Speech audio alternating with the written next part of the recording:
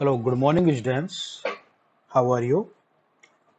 Yes, I hope all you are well and your family member are also well and you are just following the lockdown process. But now continue our study. This is our chapter 6 in biology in science, and the chapter name is life processes. The chapter name life processes. Chapter 6. Life process introduction, अगर हम introduction की बात करें कि alive and not alive, living beings and non living beings, if we see okay which things are alive and which are not alive, कौन सी जीवित वस्तु, कौन सी चीजें ऐसी हैं जो अलाइव हैं, जीवित हैं, और कौन सी वस्तु ऐसी है जो जीवित नहीं है, कौन सी ऐसी चीजें हैं जो जीवित नहीं है. We are being study these two terms, living beings and non living beings. अपने ही फर्स्ट क्लास से हम इसको पढ़ते हुए आ रहे हैं. अगर हम अलाइव की बात करें तो a dog running in the street, हम कहेंगे अगर एक dog running in the street तो it means it is alive. Second, एक काउ चूइंग कर्स, एक काउ जो क्या कर रही है, घास को चबा रही है. And a man shouting loudly, और एक मैन जो क्या कर रहा है, शाउट कर रहा है जोर से. तो इन सब को हम देख के कहेंगे कि yes these are alive. Okay students, to see the any visible movement we say it is alive. अगर हम कोई भी विजिबल मूवमेंट अगर हम देखते हैं, एनी विजिबल मूवमेंट अगर हम कहीं देखते हैं, visible movement, what do you mean the visible movement? That the running, this dog is running, the visual movement is running, the cow is chewing the curds, so this chewing is the visual movement, and the man is shouting, this is the visual movement. So all the visual movement if we see to anybody, so we say it is alive. And what about in the case if all they asleep? But क्या होगा अगर ये सभी के सभी अगर सोते हैं? विजुअल मूवमेंट वी से कि कोई भी हमने विजुअल मूवमेंट देखा and we say it is alive. But what about in the case अगर वो सो जाते हैं, still they are consider alive, क्या ये अभी भी जीवित कहलाए जाएंगे? If yes, how? Give your answer in comment box. तो आपको अपना आंसर किसमें देना है? कमेंट बॉक्स में देना है. Okay, students, come to the next slide. But what about in the case of plant?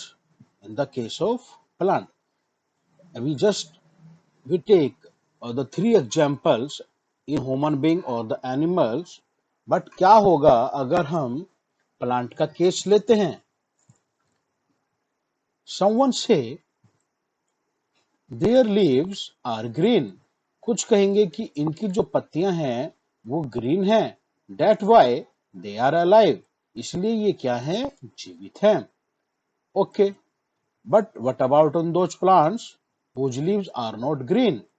पर उन प्लांट्स के बारे में आप क्या कहोगे जिनकी पत्तियां ग्रीन नहीं हैं? ओके स्टूडेंट्स, तो हाउ यू कैन आइडेंटिफाई या how will you tell the plant is alive? Someone say they grow. कुछ क्या कहेंगे कि वो बढ़ते हैं. Here is also a movement. Yes, they grow, and grow is the a movement. तो here यानी कि here the plants show the movement. तो it means when someone bow the seed, जब कोई बीज बोता है तो वो ग्रो करता है प्लांट में, देन ए लार्ज ट्री में. आप यहाँ पर एक एनिमेशन देख रहे होंगे. तो this movement that tell us the plant is a living things. It tends to think that, ये हमें सोचने पे मजबूर करता है कि moment is a factor. Moment क्या है? एक फैक्टर है जो क्या सोचने, ये हमें बताता है कि someone is alive, someone is alive और not, whether it is related to growth or not। अब मूवमेंट के लिए what what we are saying to say, what we are trying to say, हम क्या कहने की कोशिश कर रहे हैं हम, कि यहाँ पर जो ग्रोथ हो रही है वो क्या हो रही है, अ, एक विजिबल मूवमेंट है। ओके, बट ऐसे भी होती हैं मूवमेंट जो हमें दिखाई नहीं देती। एक तो वो मूवमेंट है दैट वी कैन सी, और कुछ ऐसी मूवमेंट है जो हम देख नहीं सकते। कौन सी मूवमेंट को हम नहीं देख सकते?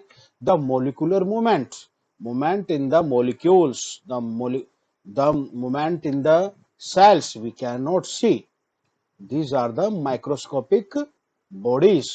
तो these, तो अभी जो हमने जितनी भी मूवमेंट देखी है वो हमने एक आउटर फैक्टर से देखी है, बट कुछ ऐसी मूवमेंट है जो हम उनको नेकेड आई से नहीं देख सकते। तब भी हम कहेंगे कि ये मूवमेंट किसी भी तरीके को, चाहे वो दिखाई दे या ना दिखाई दे, किसी भी तरीके की मूवमेंट हो, तो we will consider it this is a alive. Okay, students, come to the next slide। If someone asleep, यदि कोई सोता है, इट रेस्पायर्स, तो ये क्या करता है? सांस लेता है। Which tends to consider it is alive. अगर सोते हुए if the man is not shouting, और नहीं चिल्ला रहा है और वो क्या है? सो रहा है, बट द रेस्पिरेशन अकर, तो it means it is A alive, but it is a invisible movement. क्या रेस्पिरेशन को आप देख सकते हैं, या you can see from a part, क्या आप एक दूरी से देख सकते हैं, आप उसको फील कर सकते हैं कि हाँ रेस्पिरेशन वो कर रहा है। तो here respiration is a invisible movement, तो दैट्स व्हाई मूवमेंट होनी चाहिए whether it is a visible और इनविजिबल। ओके, अब in if we see a non living things, अगर हम किसी एक नॉन लिविंग थिंग्स को देखते हैं, कोई कोई स्टिक वगैरह, तो what there is no movement in the stick, तो we say that this is not a living things. So an alive, so an alive shows two types of movement, तो कोई भी जीवित चीजें हैं वो दो तरीके का मूवमेंट दिखाता है, टू टाइप्स ऑफ मूवमेंट वो शो करता है। और वो दो टू टाइप मूवमेंट्स क्या है? एक विजिबल मूवमेंट और second is invisible movement. Visual movement जो हमने देखा, running in the case of dog, chewing in the case of cow, shouting in the case of man, a growth in the case of plant। And invisible movement, respiration, digestion, molecular movement, and diffusion, all these are the invisible movement। Okay students, come to the next slide। What about in the case of virus? अभी virus की अगर हम बात करें, अभी whole the world is facing a pandemic, the disease the corona. तो corona is a virus. अगर हम वायरस के अगर केस के बारे में अगर हम बात करें, तो virus don't show any molecular movement. Virus क्या करता है? कोई भी मोलिकुलर मूवमेंट नहीं शो करता, don't show until they impact to any living cell, जब तक कि वो किसी जीवित सेल के प्रभाव में नहीं आता है, इंपैक्ट में नहीं आता, कांटेक्ट में नहीं आता है, जब तक कि वो कोई भी मोलिकुलर मूवमेंट नहीं करता है, that it is partially। So there is a controversy about whether they are alive or not। तो ये क्या है? तो ये पार्शली है, और यहाँ पर एक कंट्रोवर्सी ये है, इट इज कि अभी तक ये नहीं पता लगा पाए, इसका ये नहीं पता लगता कि जो वायरस है ये अलाइव है या नॉट अलाइव, या जीवित है या अजीवित है। क्योंकि if we see on the surface, it shows it perform as a non-living things, but when it come to contact to any living cells, तो वो क्या हो जाता है? अपना प्रभाव दिखाना शुरू कर देता है। Example corona. If it is fall on a surface, यदि वो एक सरफेस पे गिरता है, it will not show any movement, तो वो कोई भी मूवमेंट नहीं शो करेगा। But when it come to contact to any living cell, परंतु जब वो किसी लिविंग सेल के कांटेक्ट में आएगा as human beings, it affects them, तो वो क्या करेगा, उनको नुकसान पहुंचाना शुरू कर देगा, असर डालना शुरू कर देगा। तो वायरस के बारे में हम कह सकते हैं, तो इट इज ए पार्शली, वो लिविंग थिंग्स भी है और नॉन लिविंग थिंग्स भी है। Okay students, here you are seeing the structure of coronavirus. Okay students, so using visual movement as the defining character of life is not enough.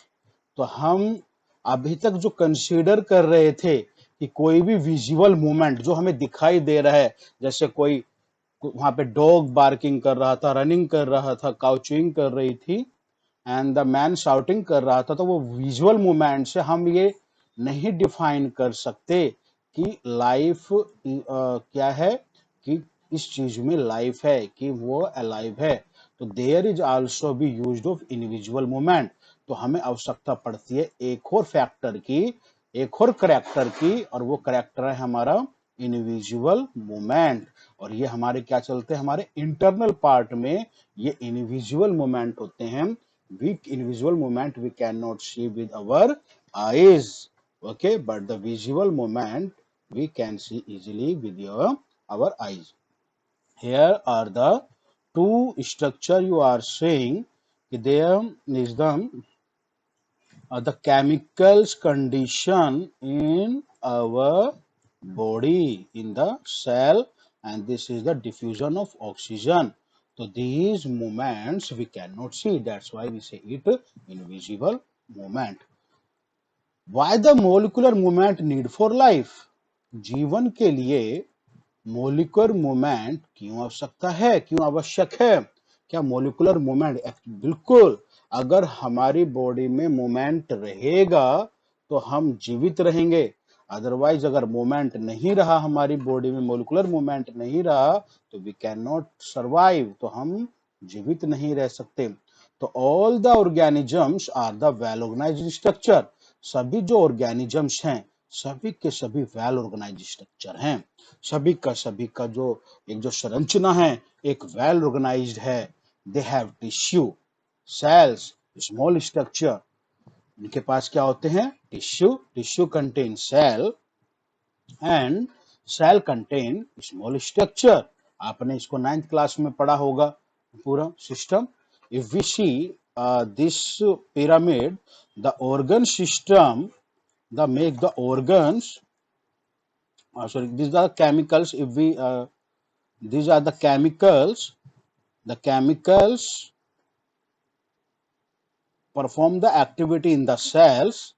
The cells make the tissue make the organs, and organs make the organ system, and we have maintained this order of structure.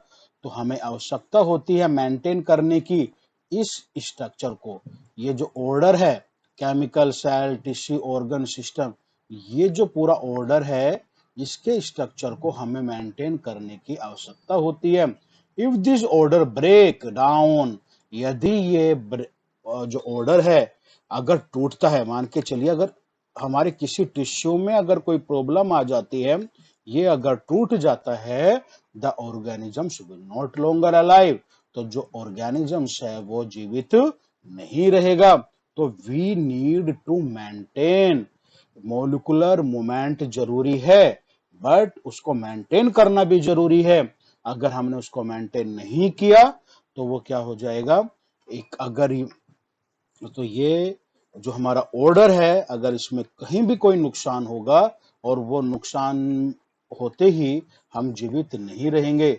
So we have to maintain this structure, तो हमें ये सारा का सारा structure maintain करने की आवश्यकता है।